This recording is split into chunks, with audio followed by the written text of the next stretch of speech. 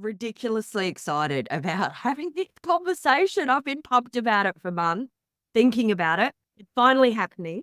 And I'm joined today on Neurodelight, where we delight on all things neurodivergent, with a brain doctor. And well, that's probably a funny way of saying it, but I'm joined today by Dr. Val Rytova, who is a neuroscience doctor. Hello. Hi, great to Hi. be here. Thank you for having me. I've also been looking forward to this. Yeah, I think it's an exciting conversation because one of the things, I mean, we're going to have a conversation as a neurotypical person and a neurodivergent person. And one of the things about being neurodivergent, when I first was diagnosed, is I was kept going, is this real? Am I making it up? Am I just imagining something? And then for my own, I don't know, satisfaction, I guess, I went and had brain scans done. And it was really evident to see all of this stuff, and it made such a difference to me. So Mm, I'm really excited to get into the science of this. great, Yeah. great. So I thought we would start with you and I have spoken many times, but just start with why neuroscience? Like, how did you end up studying it? What's your passion? What's your interest in it? Sure. Well, it actually what brought me to Australia. I'm originally Russian, born in Russia, raised in Montreal. Hence the funny sounding accent, maybe for our listeners from wherever they are. But look, I wound up here in 2013 doing a PhD in brain cancer originally. So I came from like a cancer research background, and then already I was like interested in the brain. That Mm. didn't work out. And 2 months later, I found myself, okay, if I'm going to do a PhD, I'm going to do it on something that really is like worth spending 4 years of my life doing. Yeah. And when I really looked and assessed it, I was like, it's really the brain and behavior. I think I was really interested in my own behavior because, like, maybe like it's different to what you said, but same for me. I was like, I found myself going through these behavioral patterns in my life. And I'm like, what is that? Why am I this way in February? And then all of a sudden something else happens. Maybe I'm a depressed individual. Maybe I'm this individual. Like maybe there's something happening in my brain. And I just really got interested in that. And I was like, all right, I'm going to do a neuroscience PhD in behavior. And, I applied and I did it. I mean, it's pretty wild. Not everyone goes, I'm going to do a PhD and then just does it. But um, about things that excite them. But I think, look, I've always found the brain exciting, but there's a way that you speak about it that has so much passion that it's really, I guess, opened up my interest in how it works, basically. So Yeah. what if, and I know you love it. So, if you want to jump in with any facts at any point, go for it. But um, so when you say behavior, what specifically were you interested in about it? Yes. Behavior, what drives human behavior is what I was interested in. I mean, I was also always very fascinated by human beings in general. Like, I've got an anthropology degree because I was like, I want to know. But I've got an anthropology degree as well, whatever. Yeah. I have Uh-huh. an anatomy degree, but it all revolves around human beings. So I was like, I'm really fascinated in human being. And then, in addition to anatomy and anthropology, I was like, your behavior, that's the next thing to learn about, is human behavior. And both on a neurochemical level, like the really nitty gritty sciencey level, hardcore neuroscience level, if you will, and also in the way that it shows up here, with people or by myself or in reality, how you act basically. Yeah. Behavior is how you act. And then there's the underlying neurochemistry of that. Yeah. Well, I think it's a really good point to move into now because there's a lot of people, look, neurodivergence is political, like many things. And there are a lot of opinions and a lot of, because it's a human being thing, there's a lot of schools or sectors of life that exchange about neurodivergence. And sometimes, Yes. it's education, it's employment, it's health, it's medicine, it's social. so many things, and there's a lot of viewpoint about it. And I think it's particularly like hot at the moment because it seems like to the world that there's suddenly so many more neurodivergent people. And Mhm. part of the impact of that is anybody that is neurodivergent can go to a lot of questioning. That would happen anyway. But when the whole world is going, oh, hang on, is everyone just getting into this all of a sudden? You can go through a lot of questioning about, is this real? So I guess my question is, can you tell scientifically by looking at a brain if someone's neurodivergent? Yes, absolutely. If you, like you were saying before, when you looked at the scans of your own brain, which I know there's many different scans, I'm not really going to go into detail of that, but you're looking at like something that looks like a heat map, right?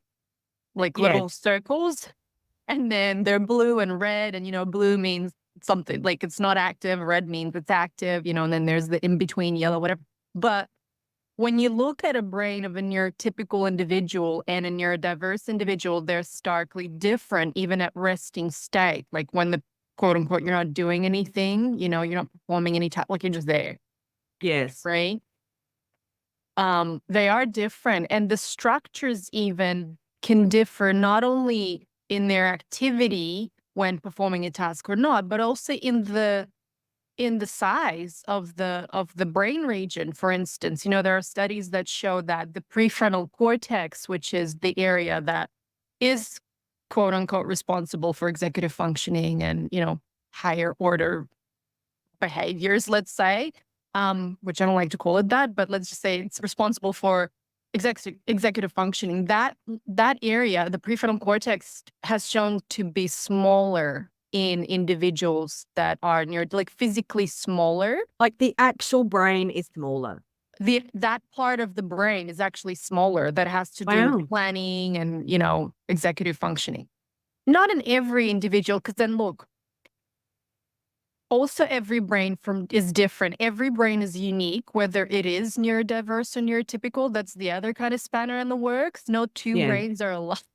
So, but in that study that I've read, and I read many, many studies, and it's, that's what I do as a neuroscientist. In that study, yeah, they looked at the brain area that is responsible for executive function, called the prefrontal cortex. In the individuals that they looked at that were neurodiverse individuals, that brain area was actually smaller, so there Wow. wasn't as many neurons to perform those kinds of tasks. Wow. So I can only talk about my own brain scan out of, the only thing I've got to go by. I haven't studied it. But when I went and had it done, like you said, it just looked like a heat map. And what the person did is they showed me a typical brain, and which again is a weird thing because they're all different, but showed me a common brain. Yeah.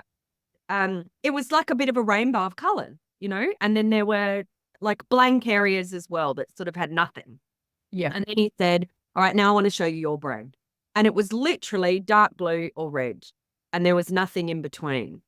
So I guess it would be interesting. I know a little bit about this, but it'd be interesting to say, when you say inactive or active, what does that mean scientifically? Yes. What I mean is there is, well, there is activity. Look, when you look at those heat maps or brain maps, ultimately you are looking for some sort of activity. And what I mean by that is neurons firing. So neurons firing is like an electrical signal ultimately in your brain. And when it happens, something happens, let's call it a behavior happen.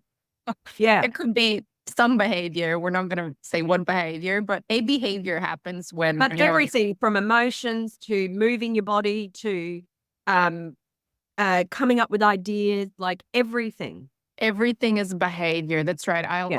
I'll use that term to umbrella everything. It's not just behavior, like it's not just emotions, it's everything. It's all your actions, how you move, this and that behavior.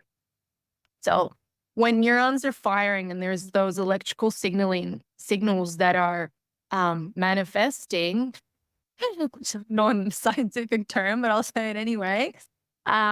Yeah, you get a signal, you get an active state, so to speak, where you'll get a red signal or maybe a yellow signal if it's not so quote unquote active on a heat map or an MRI scan or, some Yeah. scan. Yeah. So, and then when it, like dark red, so there's gradients as well. When it's like dark red, what does that mean? Like, what might that look like in behavior? Look, I'm not an expert in those maps per se, but from, I guess I know a little bit more than And me for sure. and and what that is what I would say it is the more red something is, the more active, the more neurons would be firing in that particular moment, and that has to do with something, called neuroplasticity, which is neurons that are wired together, fired together. I know it's kind of a phrase that gets thrown around, but basically a behavior gets instilled or habitual or really, really like one of your main behaviors if you use those neurons over and over and over again. So the more red something is, the more likely you are using that Yeah. neural circuit, so to speak. So I just remembered something someone said to me once that actually made a real difference to understand it. And that was that when you say, neurons firing, I guess the most, they said you could think of it like a short fuse and a long fuse. And some patterns of neurons have a really short fuse, which means not long before they fire. It doesn't take much before they go. Whereas others have a much longer fuse. So many other things can happen before that series of neurons will fire. And Yes. that seemed to make sense to me in my visual, Yeah. you know? Yes, absolutely. And, it's a very good analogy. And that is the way that I tend to explain how neurons fire. I say it's an electrical circuit, it literally is. It's like a loop, an electrical circuit. And some of those will have shorter fuses, others will have longer fuses, and some of them will be thicker, others will be thinner, but ultimately it's like a loop. It's a circuit. Yeah. And look, Yeah. I think experientially, if I'm having what would be called an autistic meltdown, Mm. experientially, it's like an explosion of brain activity. Like everything goes woof and is going. Yeah. So that's like my emotions are going, my thoughts are going, my body, there's body sensations that are going, like woof.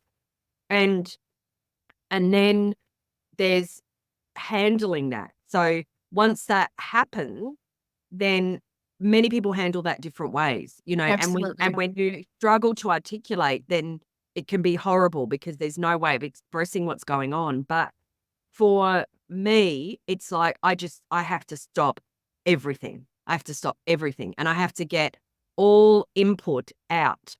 So, I have to get in bed, get under a quilt, get in the dark, put something in my ears to block the sound. I'll put an eye mask on. And if Yeah. I do that for 10 minutes, Yeah. it's like everything can just dissipate, I guess. Yes. So I think it's important to say there's the science and then there's the experience of it, which I think is your passion too. Both. Yeah. I think what you described, I blatantly call a behavior, you Yeah. know? Yeah. And but I am passionate about that. And that is a behavior in my view as a neuroscientist. I appreciate some of the things that I will say will sound insensitive, but please don't take it like that, you know? Yeah, it's your Um, interest and passion. Look, the reason why I'm talking to you is because I think sometimes there's power in, I don't know, naming something or being able to say what something is or see what something is, because I feel like for myself and many people, the mystery can cause a lot more suffering. yeah.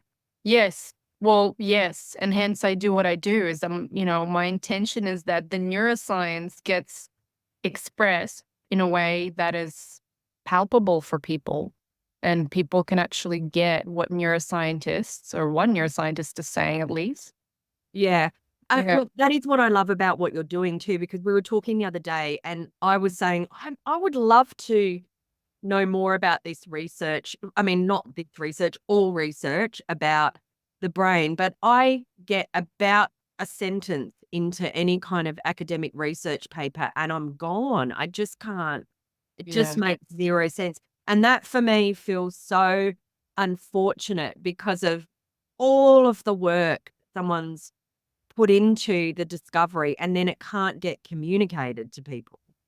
Completely. I'm right there with you. I'm right there with you. And that's what I do because, I used to go to these conferences as an academic, and there's thousands and thousands of people there that have, dedicated 30 years, sometimes 40, 50 years of their life into their research. And then they're going to these individual conferences all around the world, intermingling with the same people. I'm like, what? Like, this is such a close community. And of Yeah. course, now with social media, we have people like, like great scientists from Stanford and all that who can express something that the public actually is interested in a way that's interesting for people, which I think is really great. But Yeah. still not a lot of that is happening. So I'm really glad that, here we are talking about things that are of interest to people in a way that I works for agree. people. Yeah. And I think the other part of the politics of neurodivergence and particularly being autistic, and again, I'm not talking about all the other things that make up neurodivergence, but um, part of the politics is an aversion to the medical model because there's been so much, there's something wrong and you're different and we've got to fix you and we need to work out ways to change you and all of that, that people have a hesitancy or a fear about talking with medical people sometimes or scientific people. And I guess part of this conversation for me is to highlight the enormous value of that kind of information as well. Yeah. Yeah. I mean, as a scientist, we want to get our quote unquote research out there, and being a behavioral neuroscientist, we spend a lot of time there in the lab, kind of alone researching. And then we go to these conferences, talk to other scientists, and then, publish these papers that are very limited and boring to the general public. And then what? Yeah. Um, but I actually want to loop back quickly to what you were saying about, that behavior when you feel overstimulated by like it's all too much and you're there under the doona and, trying to literally, well, calm down, but also eliminate all the sensory info that's coming in. Do you Yeah. want to talk about that for a sec? Yeah. Yeah. Let's do that. All right. Well, so from a neuroscientific perspective, your brain would be receiving that information at a level that a neurotypical brain just does not receive. So like highly hypersensitive, right? So there is a somatosensory cortex in your brain. It's this brain region with multiple areas that are involved, and this thing called the thalamus that receives a lot of sensory input. And in a neurodivergent brain, that area is a lot more active. So the heat map would be on. Yeah. When Yeah. you're receiving info. And it could be the stimulus could be also different for different people. But let's say for you, whatever the stimulus is, it causes that behavior. Yeah. And how you deal with that is what you said. You need to actually shut everything down, so to speak, by going under the doona and putting your ear devices in and all that. Which I think is great because that's what works for you. Yeah. Yeah. And that way you're literally eliminating the thing that's causing all that hyper or ultra sense, like all that input. Yeah. Yeah. Yeah. Yeah, I think that bit's so important because part of the brain scan was, and again, I'm only talking about myself, but I'm hoping that this is relevant to other people, was that the person said to me, "Oh, you're in a hyper state of emergency at all times." Mm. And I was like, "But I don't feel like that." Yeah. And, maybe every brain's different, and I'm autistic ADHD, and there's the way that those things intersect and all of that. But I don't experience that. And he said, yeah, but your body does. Yes. And so while I may not be feeling like I'm in a state of emergency, all Yes. sorts of things, increased heart rate, cortisol pumping through my body, Yes. alert nervous system, like all those other things are happening, whether I'm awake to that or not. Yeah. And partly that's because your prefrontal cortex is, you know, what I think is happening is the prefrontal cortex, that area that controls other functions, bodily functions, behaviors, is not disconnected, but connected differently to the rest of your brain. So Then, you're going back to executive functioning. So the part at the front that's like the control center is not communicating to the rest of the brain. that's exactly what I'm saying. So Right. that is seen. Look, in neurotypical individuals, that's also that's seen when they are under severe stress. Right. The prefrontal cortex disengages, and what you're left with is your survival machinery, which is your limbic system, the amygdala, the hippocampus, though you may not know, but those are the structures. They're the deep structures that are evolutionarily conserved across all species, across time, because they are responsible for survival. But what you described to me just then, when you're under this survival or threat the whole time, even though you don't realize it, what that seems to me like as a neuroscientist is that your prefrontal cortex is disengaging or disconnecting itself from the survival machinery and letting it run the show, even under non-stressful situations. Man, that's like mind explosion because I think every neurodivergent person just heard themselves. Because experientially, if that's going on, people go, why are you suddenly having a meltdown? Why are you suddenly, behaving like this? But you got to remember there is this like tsunami of activity that is happening all the time in the Yes. ground. And if there is that disconnect, you can go a really long time before you notice. Yeah. But then all of a sudden, the tsunami is building, building, building, building, building underneath. And then there's the moment of explosion. And it can feel like it's out of the blue. But what I'm hearing from the science is it's not out of the blue. No, no, it's not. And what I look, I'll reiterate what I said because I think it's really valuable. It's literally your prefrontal cortex is usually connected to, well, it is. It's not usually. It is connected to the rest of your brain, and it kind of that's how it controls, right? It's connected to this part, and it can control that emotion. It's connected to that part, so it controls movements, blah blah blah. But when it disconnects itself because you're, for whatever reason, just because when it's disconnected or not as connected as it usually is, it can't regulate. So yeah, it would feel like, hey, I'm just, what is happening? But Wow. yeah, It makes me want to cry because there's so much conversation about being allowed the space to do what you need to do to regulate. So, makes me cry in work environments, in schools, in like the world is not designed for neurodivergent people. Everywhere you go, shopping centers, banks, everywhere you go. So, and then whatever judgments there are about particular behaviors of any human being, but particular behaviors. So there's no space to do what you need to do to regulate. And sometimes that is um, walking around a room, like pacing. Sometimes that's sitting with no sound coming in. Sometimes that's, for me, I do, not everyone will be watching this, will be listening, but I do a lot of things with my hands, like put pressure on my hands because it's like putting me back in my body or putting me back in the present to actually be able to deal with the enormous amount of activity that's going on in my brain. And, there's also not the space for people to think. A lot of the time it's like, why aren't you looking at me? Why aren't you speaking? Why aren't you responding? yeah, And that time to allow the process to be is not there for people. So, when you add both a lack of ability to regulate plus a real need to regulate plus a world that doesn't allow for regulation, mm, wonder people are suffering. 100%, 100%. And then you think about kids at school. I mean, seriously, the whole thing is behavior modification. Sit here, Yeah, don't do that, stay here, be quiet.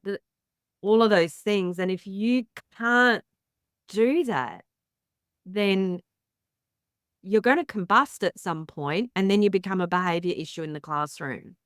Mm, that's horrible. That's my thought about that. It's just horrible. Yeah. But it's like what you've just said has given me the science for it. Yeah. And I've been like, it is a political issue, like it is a social issue, but it's like I haven't had the evidence to prove my point. And it's like you've just given me the evidence. Excellent. That's what we do. That's the intent of being a scientist. Yeah. You just hardcore evidence.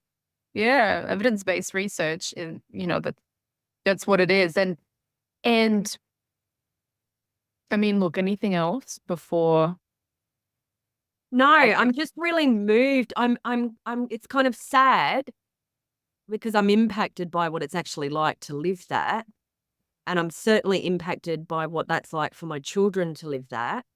I mean, my middle child, who's in his first year of high school, his literal goal at school is to be invisible enough and go under the radar enough that he will not get noticed. Mm, And then he gets in the car after school after having absolutely held it together all mm, day, and then just combusts, and he's gone for hours. Like it, mm, the amount of time required to regulate is enormous. mm. Yeah, and people don't see that, people don't see that, they don't know about it, or they're ignorant to, I don't know. It's when you don't see it and then you see it, and then there's you experiencing and then him experiencing it. It's like, it's a big thing. Yeah. Um, Yeah, and it yeah. is. It is.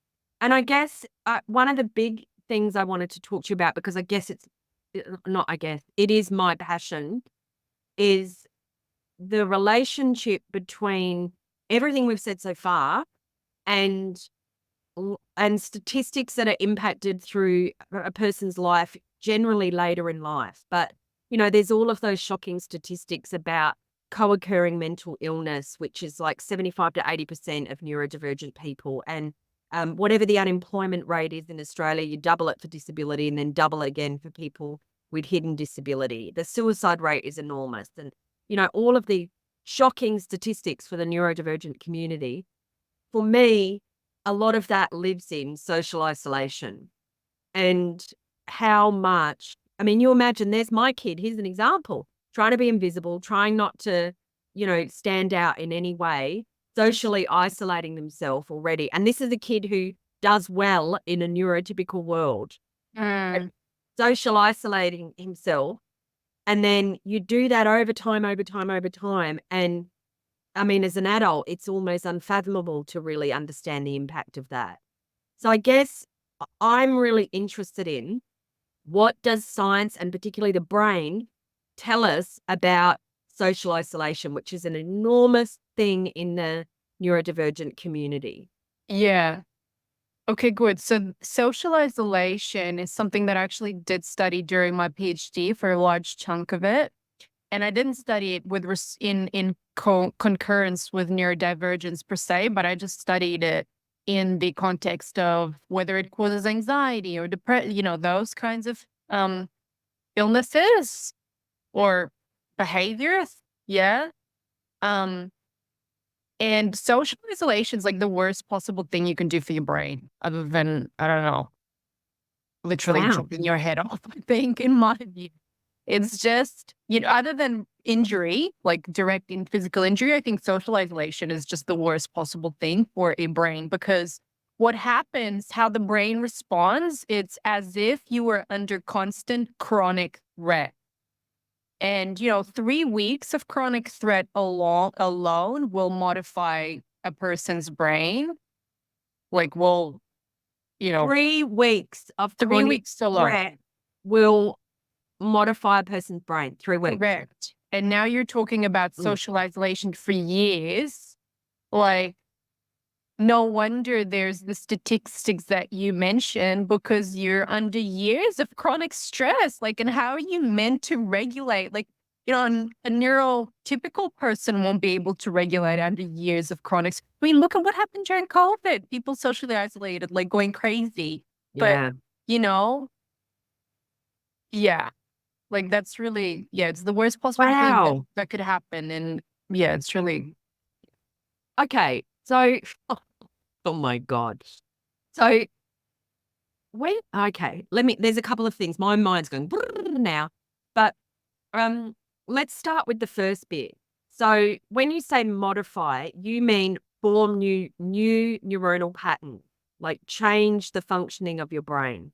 yeah, change the functionality, but also the actual structure of the brain on a physical level. Certain neurons, certain circuits will stop functioning, like the social circuits will stop functioning and then be replaced by other circuits, which, the stress circuitry will get overly activated instead of the socialization circuit.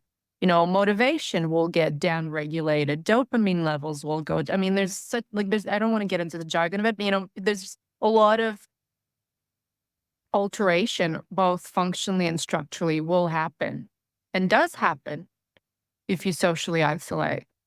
Because, yeah, you're under chronic stress. Wow. Okay. So then when you say the worst thing that can happen for a brain, and by the way, everyone, I also know we're going to talk later about a bunch of things that can actually impact this and make a difference. But um, the worst thing that could happen to your brain, what do you mean by that? Well, I think there's a dash of personal opinion in it, but I'm a neuroscientist. From what I've seen and what I've studied and what I've learned, social isolation is very detrimental to the structure of the brain and hence the experience of your life as a person. That's what I mean by that. Wow. Like, if you take, there's brain injury, epilepsy, things that impact the physical, like actual, like, or sports, like or a stroke, right? That physically will injure the brain. And then Yeah. there's social isolation, which is not that like immediate impact with like the things that I just mentioned, but it is in a similar way. Like it's even worse. It's like torture over time. That's what I mean. Wow. To me, it just sounds. I don't know. I'd rather get a blow to the head than be tortured forever and ever. Yeah. Yeah. Yeah. Okay. So this is again, like my mind is blowing because it's putting together, this is why lived experience is so important for these kind of conversations, because it's putting my lived experience together with the science that you're saying. And when I say lived experience, I'm talking about my own, I'm talking about my family's, but I'm also talking about the thousands of neurodivergent people I speak to in my work. Mm. So the brain is the brain, and you might have a smaller front lobe, the control center is smaller, and you might have an overactive and an underactive parts of your brain. The brain is the brain. But I think and I know you say this a lot, why you're saying, well, that's only 10% and 90% is environmental, Hmm. is because the world is shaping human beings all the time. The environments that we're in is shaping human beings all the time, every second of every day. And if someone's brain was just their brain and they were going on in life, that would actually be okay. But the trauma, the torture that you're talking about comes from everything we've said so far, like the inability to regulate, the lack of freedom to regulate, the lack of the education system being set up to support that kind of brain. So, and then whatever people think, one of my children paces a lot and wants to put a blanket over their head all the time. And so when we're out in public, that is noticeable. And then there's judgment about that. So then I'm now trying to handle the judgment of that. They're trying to handle the judgment of that. Then we stop going out because we can't be bothered handling the judgment of that. Mm. And so now the environment over time is actually, it's not the brain causing the torture. Mm. Yeah, it is. It's 90% environmental. Yeah. And why so many people, if we talked about employment for starters, there's a whole lot of people doing work in organizations to do neurodiversity inclusion training for people. And you can have policies in those companies, but if people don't behave consistent with the policies, it just doesn't matter.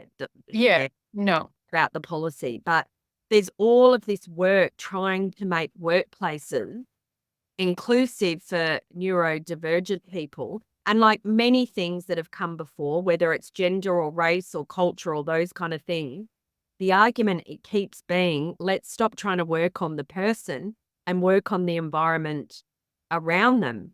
You know, let's not have them do the work. Let's have the world around them change.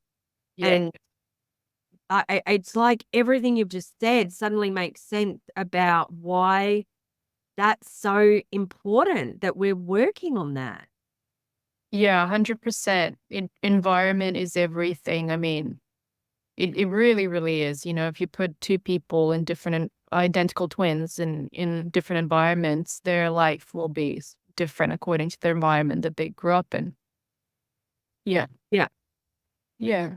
Look, I know that, but hearing a doctor of neuroscience say that with years of research and looking, that makes a difference. Mm. I'm glad it does. That's my purpose, if you will. Yeah. Yeah.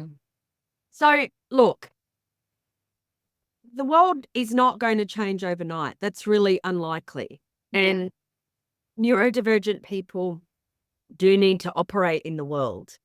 And I guess what I'm interested in, you know, a lot of neurodivergent people can go to a lot of different therapies, and those therapies have real value when they're empowering. They really do.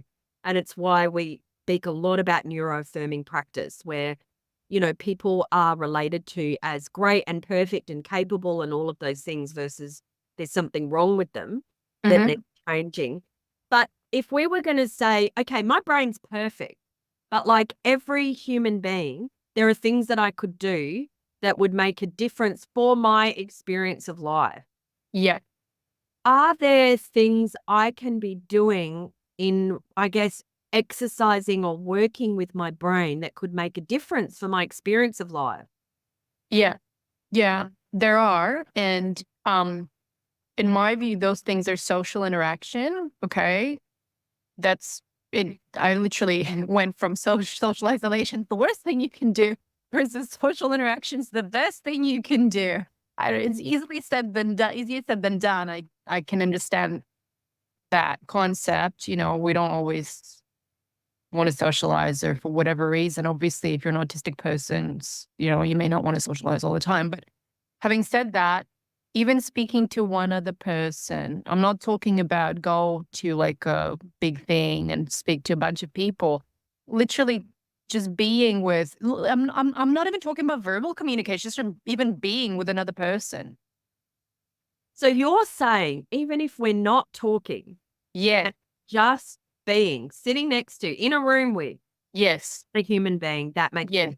That Why? would make a world of a difference, because we're social beings. We're social creatures, whether you know, you like that or not, is we are like all those other groups, like rats and mice and all those social creatures that live in little groups. The human being is a social being.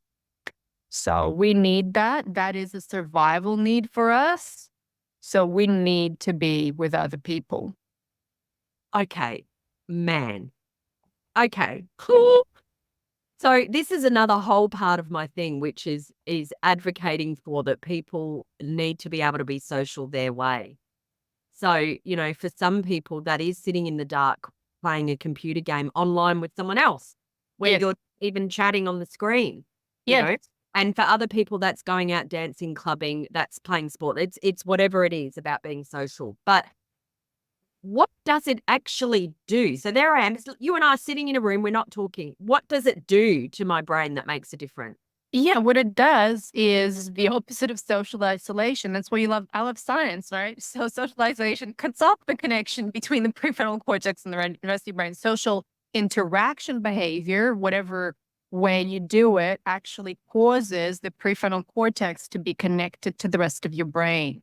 So the more you connect your executive function making machine to the rest of your brain, hey, the easier everything is, you know, Oh because my God. You are saying human connection in whatever form causes connection in your brain. yes. Far out. Yeah. Yeah. Man. I mean, I'm just so moved by that. I'm moved by the possibility. There's a lot of conversation in our community about verbal, nonverbal, right? And, Mm. um, you know, we absolutely live in a world where verbal communication is considered better than not. But you're talking about a possibility of connection for everybody. Yeah. Because we're social beings and it's, it's a basic survival need.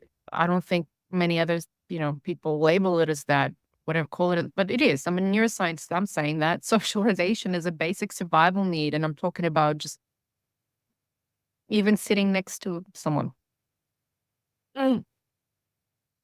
Man, I didn't expect to be this moved by the conversation, but I'm so moved by a possibility I now see, and I guess a validation for the work that myself and many other people in this community are doing.